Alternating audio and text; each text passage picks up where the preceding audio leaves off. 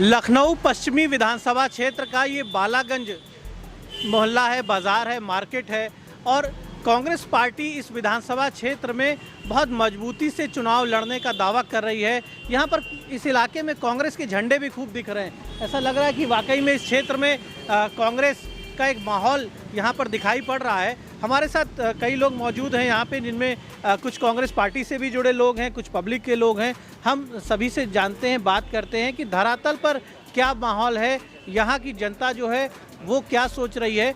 तो यहाँ के लोग, यहाँ के जो ऐसे लोग हैं जो प्रतिष्ठित लोग हैं, नागरिक हैं, जिम्मेदार, वो यहाँ की नब्ज़ को पहचानते हैं। आप बताइए, कांग्रेस पार्टी कितनी मजबूत दिखाई पड़ रही है यहाँ पर, क्योंकि ये कहा जा रहा है कि कहीं कहीं लोग कह रहे हैं कि साहब मुख्य लड़ाई जो है वो भाजपा और सपा के बीच है। मुख्य लड़ाई कांग्रेस की है और वर्तमान परिस्थितियां ऐसी हैं कि इतना बड़ा आक्रोश वर्तमान सरकार से है, भाजपा से है। इससे व्यापारी परेशान है, कर्मचारी परेशान है, लेबर परेशान है, सब लोग दुखी हैं और सबकी रोजी रोटी जो है बिल्कुल धरातल में पहुंचा दिया है। इस सरकार ने कांग्रेस इस तरीके से लड़ करके जो है अपना समझ लीजिए कि जो वो कर रही है, ऑर्गेनाइज कर रही है, इससे पूरी जनता जो है कांग्रेस के साथ में है और कांग्रेस को वोट दे करके, कांग्रेस को जिता करके यहाँ से विधायक बना करके भेजेगी। पब्लिक के मन में क्या चल रहा है, यहाँ वास्तविक लड़ाई किसके बीच है? हमारे 171 पश्चिम विधानसभा क्षेत्र में हमारा कांग्रेस का संगठन बड़ा मजबूत है। हमारे पास जो भी संभावित प्रत्याशी थे वो सब पूरी तरह से 171 पश्चिम की प्रत्याशी घोषित होने के बाद हम लोगों के साथ हैं, तन मन धन से लगे हुए हैं। और जब से माननीय राष्ट्रीय महासचिव प्रियंका गांधी का नारा आया है बेटी के बारे में, उससे जो हमारे 50% वोटर है, जो महिला है, वो उससे बहुत उत्साहित है कि कोई तो ऐसी पार्टी है जो हमारी सुन रही है। और हम लोगों ने पूरे 5 साल में हमेशा इस क्षेत्र में काम किया है, चाहे वो कोविड का मामला रहा हो, चाहे किसी तरह की समस्या रही हो, कांग्रेस के वर्कर ने यहाँ पे तन मन धन से साथ दिया है और जनता के साथ रहे। आप बताएं कि जो ये बात कही जा रही है कि उत्तर प्रदेश में कांग्रेस को कुछ लोग, कुछ विश्लेषक भी कहते हैं कि कांग्रेस कमज़ोर है यूपी में और उतनी मजबूत नहीं है जितनी मजबूत भाजपा और सपा दिखाई पड़ती है। अखिलेश यादव दावा कर रहे हैं कि लड़ाई यहाँ, मुख्य लड़ाई जो है वो बीजेपी और समाजवादी पार्टी के बीच में है। तो इन दावों के पीछे क्या आपको हकीकत दिखती है और ज़मीनी हकीकत जनता के बीच में भी आप लोग मौजूद हैं, क्या सच्चाई है? सर्वप्रथम तो मेरा ये मानना है कि ये आप लोगों को, मीडिया बंधुओं का ही बनाया हुआ नारा है कि भाजपा और सपा की लड़ाई है। अखिलेश कहेंगे वो तो सपा की बात करेंगे ही, आप कांग्रेस को क्यों नहीं दिखाते ज़मीन पर ला करके? तो ये सारा दोष मैं मीडिया को देना चाहूँगा कि आपने अपने आप को सपा और भाजपा तक सीमित करके रखा है। मैं उदाहरण स्वरूप आपको बताऊं कि 2012 से 17 तक सपा की सरकार रही, विधायक यहाँ सपा का रहा। क्या प्रोग्रेस हुई इस विधानसभा के अंदर? आप चलिए मेरे साथ, गलियों को मैं दिखाता हूँ। ठीक है, पहला ऑप्शन हो गया, सपा की लड़ाई आपको मैंने बताई। भाजपा की सरकार 2017 से लेकर 2022 तक है, अभी भी है, जब तक सरकार अगली नहीं बनती तब तक है।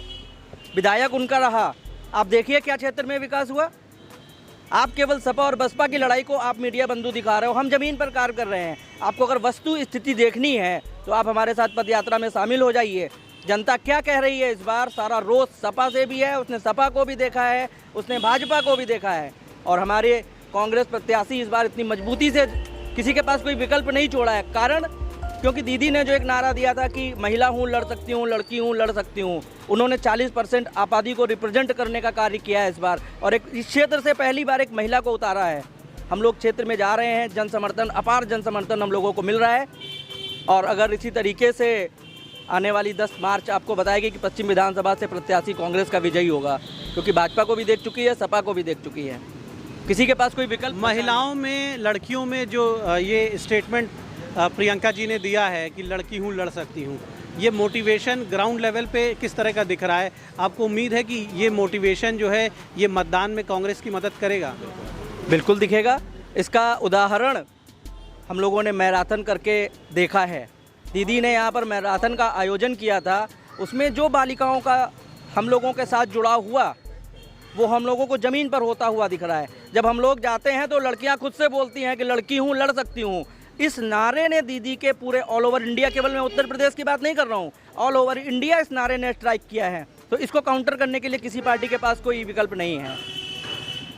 आप बताएं, ये क्या वाकई में ये एक शिगुफा छोड़ा जाता है, इस तरह का एक माहौल बनाया जाता है कि मुख्य लड़ाई बीजेपी और सपा में? ये तो मुख्य चैनल जो हैं वो भाजपा के से इफेक्टेड हैं, वो पूरा उनके सहयोग, उनको पूरा खुला समर्थन कर रहे हैं। इस तरह से आपने देखा होगा कि किस तरह से वो प्रचार करते हैं, केवल भाजपा को ही दिखाते हैं और 2 मिनट के लिए ज़्यादा से ज़्यादा जो दिखाया भी तो सपा को दिखाते हैं। यहाँ वास्तविक लड़ाई कांग्रेस की है और कांग्रेस के लिए जन जन में जो उत्साह दिखाई दे रहा है, ख़ास तौर से महिलाओं में, जो महिलाओं के लेकर के जो माननीय प्रियंका गांधी ने जो वचन दिया है, वो आशा करते हैं लोग कि इसमें प्रियंका जी खरी उतरेंगे। दूसरी बात, जो वर्तमान सरकार है इसने कोई योजना नहीं रखी है, कोई यहाँ पर कोई कल कारखाने नहीं बनाने काम किया है, 7 साल से हो गए हैं, और उल्टा जो सरकारी नौकरियों में थे उनको VRS दे करके रिटायर करना चाहते हैं। और अभी हमारे वित्त मंत्री महोदया ने खुले उसमें सेशन में कहा है कि आगे हम ना कोई कारखाना खोलेंगे और आर्थिक स्थिति दयनीय है, हम आगे इसमें जो पेंशन देने का काम है वो भी बंद करेंगे, ना और बेचने काम तो ज़रूर कर रही है। ये बताइए, एक नौजवान साथी हैं, लखनऊ पश्चिमी के लिए बीजेपी ने क्या किया, या इसके पहले अखिलेश यादव थे, उन्होंने क्या किया? देखिए, बीजेपी ने एक काम किया है, जो केशव प्रसाद मौर्य जी माननीय उप मुख्यमंत्री हैं, उन्होंने कहा था कि हम गड्ढा मुक्त सरकार देंगे। ठीक, आज आप स्वयं गलियों में जाकर देख लीजिए कितने गड्ढा मुक्त हैं और कितने गड्ढे हैं और कितने गड्ढा युक्त सरकार होगी। ये तो आप लोगों के सामने प्रत्यक्ष है। जो लड़ाई में है उसको जोरदार लड़ाई में है, और जो दिखावा होता है वो कतई जोरदार नहीं लड़ाई में होता है। ये तो अंदरूनी हम लोग हैं ना। प्रियंका जी का एक वादा है कि जो कहूँगा वो करूँगा, और जो उन्होंने कहा है वो किया है। ये 101% का सत्यता है। उन्होंने 40% महिलाओं को वादा किया, वो करके दिखाया, और आगे भी उनसे उम्मीद की जा सकती है कि अगर वो विजयी होकर आती हैं तो मानिए जो 2 लाख रुपए तक का कर्जा माफ, 3 सिलेंडर और वह पुराना बिजली बिल कतई साफ होगा। ये गारंटी है, ये 100% की गारंटी है। ये जो महंगाई की बात है, आपको लगता है कि महंगाई का विषय ये चुनाव में एक बड़ा विषय है, लोग महंगाई पर वोट देने वाले हैं, या फिर वही सांप्रदायिकता और जातिवाद के इश्यूज जो हैं वो सामने आ जाते हैं? जिस तरह से समाजवादी पार्टी ने भी एक मुद्दा बनाया, कुछ नेताओं को शामिल किया और उन्होंने कहा कि साहब SC ST OBC के साथ बीजेपी ने अन्याय किया और जातीय छत्रपों को आगे किया गया, स्वामी प्रसाद मौर्य को आगे किया गया। तो नहीं लग रहा चुनाव फिर वो जातियों के इश्यूज़ पे जा रहा है? बिल्कुल, मैं आपकी इस बात से सहमत हूँ कि उत्तर प्रदेश का चुनाव विकास से भटका करके इसको जातीय समीकरण में उलझाने का प्रयत्न किया जा रहा है, जिससे कि जनता सारा किया हुआ भूल जाए। आपने महंगाई के बारे में पूछा। कल हमारे आदरणीय प्रधानमंत्री जी संसद में बोल रहे थे कि जवाहरलाल नेहरू जी ने कहा था कि अगर अमेरिका में दिक्कतें होती हैं तो हमें महंगा उठाना पड़ता है, किसी भी दूसरे राष्ट्र में अगर दिक्कत होती है तो हमें उसका परेशानी हमें उठानी पड़ती है, महंगाई यहाँ पर होती है। आप कब तक उनके पीछे भागिएगा? वो 1947 की बात हो गई है और आज 75 साल हो रहे हैं और आप वो रोना रो रहे हैं। चलिए, मैं मानता हूँ, आप क्यों नहीं खुले शब्दों में कहते कि विदेश नीति की जितनी समझ हमारे प्रथम प्रधानमंत्री जवाहरलाल नेहरू जी को थी, आप आज वही कर रहे हैं। उनके शब्दों के आड़ में आप बचना चाह रहे हैं। शायद 75 साल बाद आपको नया करना चाहिए था। 2014 से लेकर के अभी तक आपकी सरकार है, आपने क्या किया? हर व्यक्ति देख रहा है। हमें बड़ा गर्व महसूस हुआ कल जब वो हमारे प्रधानमंत्री को लेकर के आंसू बहा रहे थे संसद में कि 75 साल बाद भी आप वहीं पहुंच गए। इससे एक जो भ्रांति हमारे बीच में थी वो दूर हुई कि लोग कहते थे कि आपने पटेल को प्रधानमंत्री नहीं बनाया, आपने जवाहरलाल नेहरू जी को प्रधानमंत्री बना दिया। वो यहाँ पर सत्य साबित होता है कि महात्मा गांधी जी ने पटेल जी से अनुरोध किया था कि पटेल जी, आपको भारत की बहुत अच्छी समझ है, जवाहर को विश्व की बहुत अच्छी समझ है, प्रधानमंत्री को विश्व के बारे में जानना चाहिए और हमारा गृह मंत्री आप बनिए क्योंकि आपको भारत की बहुत अच्छी समझ है।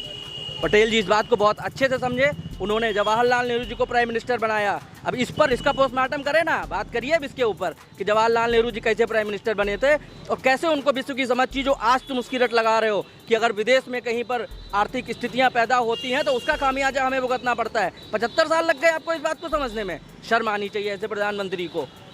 युवाओं की समस्याओं को लेकर अखिलेश यादव कहते हैं उनकी पार्टी युवाओं की पार्टी, कुछ काम किया है उन्होंने? कोई काम नहीं किया, कोई काम नहीं किया। यहाँ पर बीजेपी की सरकार, इसके पहले सपा की भी सरकार उत्तर प्रदेश में रही है, क्या परिवर्तन हुआ है? नौजवानों के लिए क्या भलाई के काम हुए हैं? फिलहाल तो भाई कोई परिवर्तन नहीं होता, हमें नहीं देते कहीं परिवर्तन हुआ। बड़े बड़े नेताओं का परिवर्तन हुआ है, नौजवानों का कहीं परिवर्तन नहीं हुआ। तो इस बार नौजवान किसकी तरफ जा रहे हैं? कांग्रेस पार्टी, प्रियंका गांधी जी। एकजुट है नौजवान? बिल्कुल बिल्कुल बिल्कुल एकजुट है। या जातियों में बढ़ जाएंगे फिर? कोई जाति में नहीं बढ़ेगा, एकजुट होकर कांग्रेस पार्टी को लाएंगे।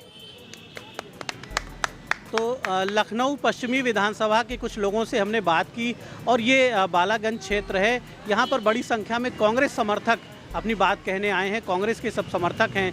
तो हमने जानने की कोशिश की कि कांग्रेस का आधार यहाँ पर किस तरह का है, कितनी मजबूत है कांग्रेस पार्टी।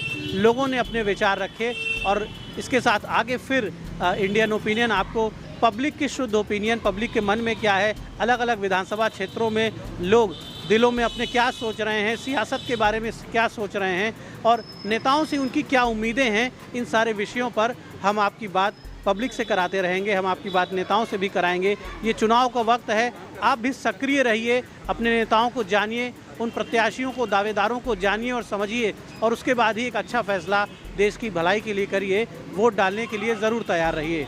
धन्यवाद।